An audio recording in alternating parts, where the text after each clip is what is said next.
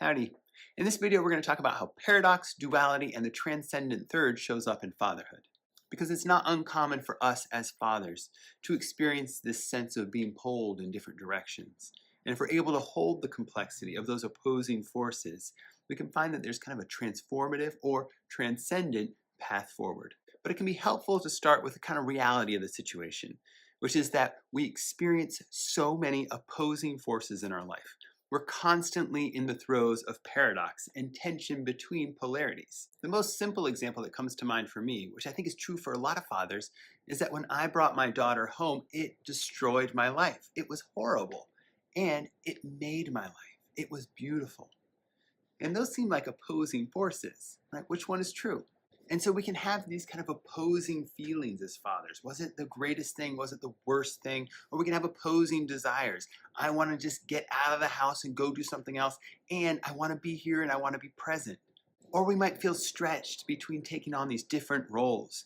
On one side, feeling like I want to take on the role of a stern disciplinarian father who sets firm boundaries. And on the other side, wanting to be gentle and flexible and yielding. And in fatherhood, we are constantly pulled in these different directions. Joy and exhaustion and love and frustration and responsibility and freedom. And these polarities, they live within us. They're constantly present and they create a sense of tension. And we're constantly living in these polarities, that life presents us with these opposites. And they're almost like little switches. We're one side or the other. We're beautiful or we're ugly. We're good or we're evil. We're loving or we're hating.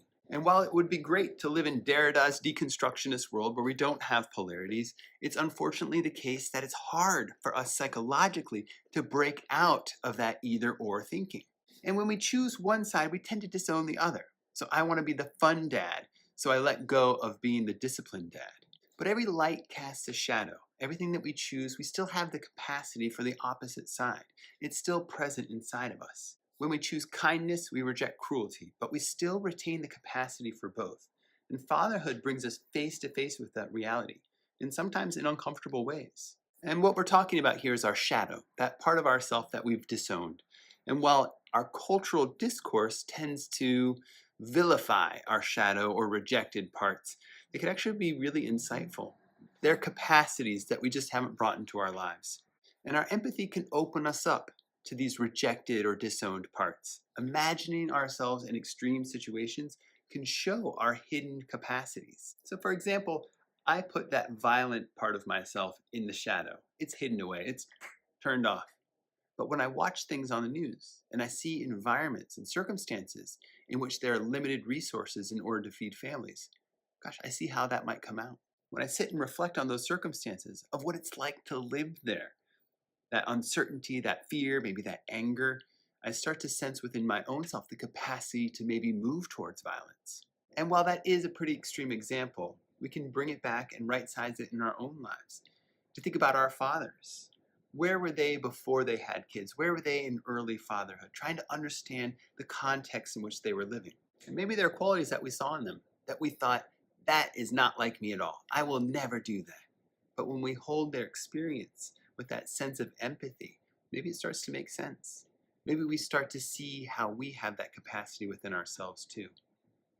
Acknowledging the shadow doesn't make us weak, it makes us whole. It helps us understand more of the totality of who we are. It's a little unsettling to realize or be aware of what we are capable of, particularly under stress and fear.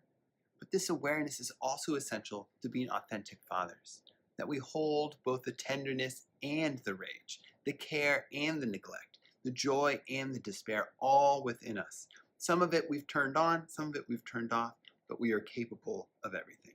And there's so many polarities in fatherhood, so many points that pull us in different directions, like the tighten up and loosen up. On one side, keeping to a schedule, following a plan, maybe getting a little rigid, and on the other side, flexing and flowing, and sometimes being a little chaotic. Or the dependable and dependent. On one side, showing up consistently, taking care of stuff, and maybe overextending ourselves. And on the other, allowing people to step in to take care of things for us to step back a little bit. Maybe sometimes to the point of we get infantilized. Or permissiveness versus discipline, allowing our children to do what they want when they want, maybe inflating their sense of self-importance. And on the other side, setting boundaries, helping them think about others, and maybe reducing their sense of self-importance. And finally, love and apathy. On one side, you're very important. I care for you. I want to invest in you. And on the other side, I've got my own stuff going on. I can't worry about you all the time. I can't think about you all the time. And just because we have a predisposition to one-sidedness or the other doesn't mean that we don't have the capacity for both. Because many of the experiences that we have as fathers reflect this paradox, this inner experience of being pulled between the two. And it doesn't take just one-sidedness in order to address these challenges. It's really two-sidedness, because I need to be tight and loose, dependable and dependent. I need to have permissiveness as well as discipline, love and apathy, because that's where the paradox is that we just can't be one side or the other. Because each moment as fathers, as we're called to engage in this work, requires a balancing between these forces. Unfortunately, we tend to get caught up in this either-or thinking. Either I'm tight or I'm loose. And that can be really limiting. And our minds tend to default to this binary, this either-or thinking. I'm one side or the other. And that tends to oversimplify complex realities that we're living. That we need multiple resources, multiple capacities or qualities to be brought into the present moment. And so growing into fatherhood, showing up as fathers in the best way we can, requires us to hold a little of that tension between those two. And we do tend to want these clear answers to things. I'm either this way as a father or I'm this way as a father. But our lived experience is much more complex and can't be reduced to these simple categories, because both can be true, but also neither could be true. And so we start to move towards this both and thinking. I can be both this and this. I can contain multitudes. This can tend to expand our awareness, to think about all the different parts of ourselves. We can be loving, we can be angry, we can be present, we can be distant, we can be rigid, we can be loose, we can be all of these things. The both and thinking tends to be a little healthier because it acknowledges the complexity of our existence. I can be strong and tender. I can be tired and present.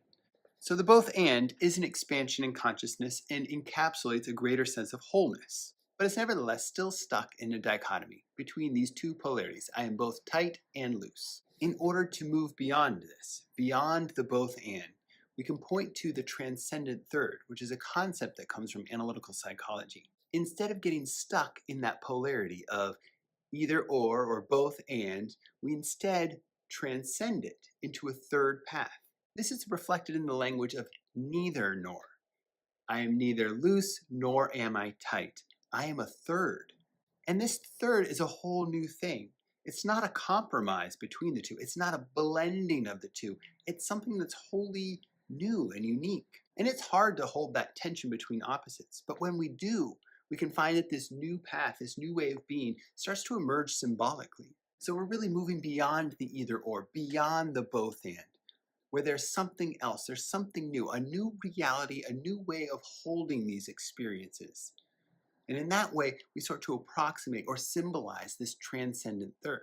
And to bring this to life a little bit more, I want to revisit a metaphor that I used in the matriarchal and patriarchal conversation. Raisin bread feels like a way to symbolize the inner workings between matriarchal and patriarchal forces.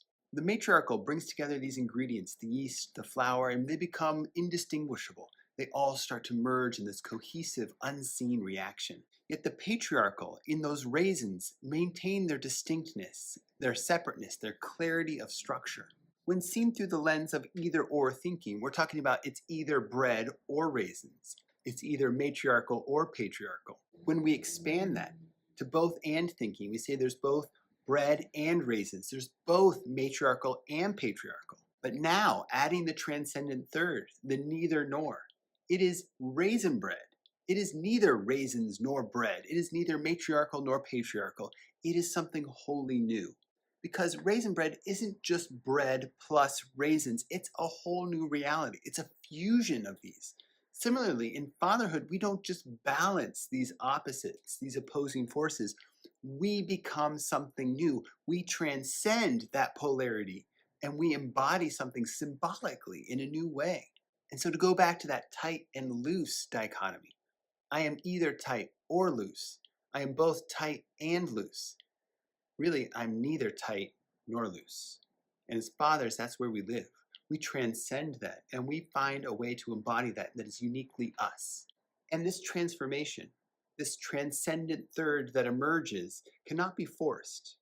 It's born out of an openness that we have to hold that tension between that duality, between those opposing sides.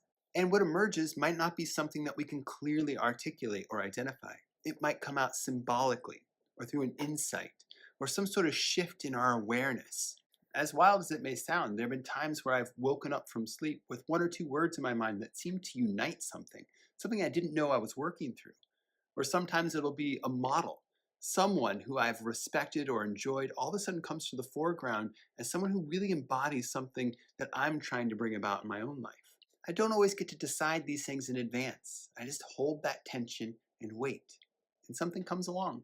And it's unfortunate that we can't will the transcendent third into being. Instead, it emerges when we stay present with that paradox without rushing to solve it or to fix it. And this is also the work of fathers, that we are working to be more fully ourselves and fully present in this emerging identity. And that means that we need to embrace these paradoxes, this tension between these opposing forces, to be open to that which we have owned, maybe love, along with what we have disowned, maybe that apathy, and to be transformed by the experience that we are neither love nor apathy, but we are a third, something wholly new. And that's kind of exciting to think about as fathers, because the goal isn't to solve fatherhood, but instead it's to be transformed by it. And it's through embracing these paradoxes that we experience that we become more fully and presently ourselves. And that's kind of a nice place to start wrapping up and reflecting. That fatherhood is neither a journey nor a destination, but something wholly unique, something wholly personal to who we are. And this experience brings lots of paradoxes. I mean, the entire human experience is full of paradoxes. But fatherhood requires us to transcend it, to move into that, and to hold that tension. And that's in part because fatherhood challenges us to expand and to integrate these polarities into something new. And in holding that tension, giving it space, expanding to meet these challenges, we can find that something new emerges, this transcendent third, if we're open to it, if we give time and space for it, and we can be transformed through that process. I wish you well on this journey. Or is it a destination? Right, it's neither nor. Thanks.